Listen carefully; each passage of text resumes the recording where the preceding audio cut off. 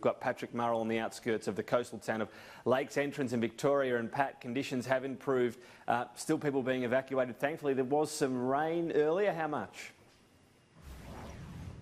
Well, Tom, it wasn't a lot of rain, very light here around Lakes Entrance, but it will continue and we're expecting most of it to hit early afternoon. Conditions right across East Gippsland are much more mild today. It is cool. We are expecting that rain to come in the early afternoon, and that will provide some much needed relief for fatigued firefighters who have been working on the front lines for days and even weeks now here in East Gippsland. Now, while that's all welcome, it is still a very dynamic situation. We're still seeing those southwesterly winds move through. That has the potential to fan existing flames, spreading existing bushfires. There's also the potential for lightning strikes later on to spark additional bushfires. That's because the fuel load around here is so heavy and so dry. Now, one thing that has improved dramatically over the past 24 hours is the air quality.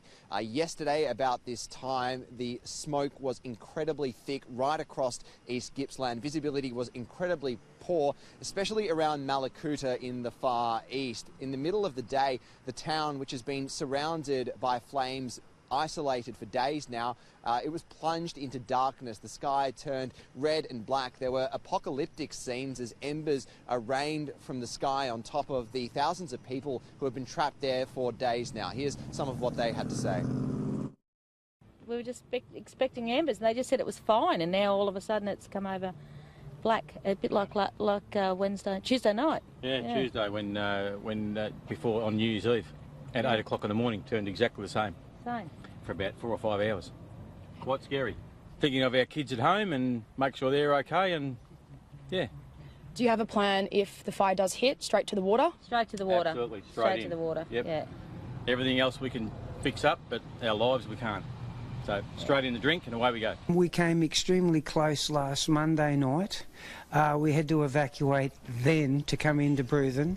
And previously, I think it was the 21st of November, we were also impacted with the first original lightning strikes that caused the situation in the first place.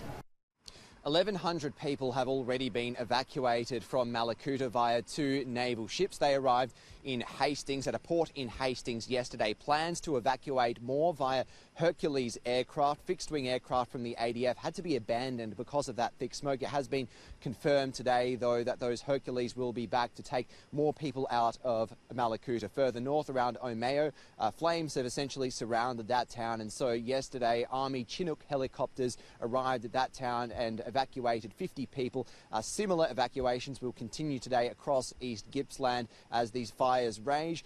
The amount of emergency warnings has lowered. There are currently 3 here, mostly watch and act. There are still a number of closed roads, including the Princes Highway just behind me, just out of Lakes Entrance towards Orbost. People are, as you might be able to see behind me, are trying to get through. They've been sleeping on the foreshore at Lakes Entrance for days now. Their homes were in the firing line. They're anxious to get back to see if they do have anything to return to. I spoke to one man just a short time ago. Here's what he had to say. We evacuated yesterday afternoon because of the emergency warning, and we've been in town all night. And whereabouts did you stay? We just stayed in the Lakes Entrance, just on the beach. And how close were you guys' property to the fires? Are you worried about it? We've got bushland to the back of us and across the road. Our property's pretty clear, but because it went to an emergency warning, we just got out of there. And can you tell us about the guys you've got in the back there? How keen are you to get them back home? Well, they're probably desperate for a feed, so yeah, they like their space to run in. Now, while it is more mild today, it's far from over. Still a very dynamic situation. A couple of lighter days ahead for crews on the ground. Still the potential for things to flare up, especially next weekend when the temperatures will soar once again. Yeah, and in Victoria overall, still 39 fires burning, 4 at an emergency level. We've got Gabriella Power, who's at the State Control Centre, to talk us through the situation. Gab, what can you tell us? That's right, Tom. So 4 fires are burning at an emergency level and 3 of those are in East Gippsland. More than a dozen are at a watch and act level, and there are 2 evacuate now warnings in place for parts of East Gippsland. So far, more than 900,000 hectares have been burnt across Victoria. Victoria is still in a state of disaster. More than 120 homes have been lost. More than 200 buildings have been destroyed. Now, last night, residents were being evacuated. 50 residents from Omeo in East Gippsland were rescued by Army helicopters. We also saw other fires, so Mount Hotham with a potential impact on Dinner Plain, or I believe that has not occurred, although that fire is fairly close to that area. That fire sort of pushed down towards Omeo, and at one stage we had more than 350 people on the oval there. And we flew in a number of helicopters, and about 50 people chose to leave at that time. Firefighters are set to take advantage of cooler and calmer conditions today. Rain is forecast to fall in Mount Hotham and Falls Creek, but the light rain could actually cause problems for firefighters. Only about 5 to 10 millimetres is forecast, and this drizzle could make tracks slippery for fire trucks. Now, like the RFS Commissioner, Victoria's Emergency Management Commissioner Andrew Crisp was also not told about Prime Minister Scott Morrison's decision to deploy 3,000 Army reservists.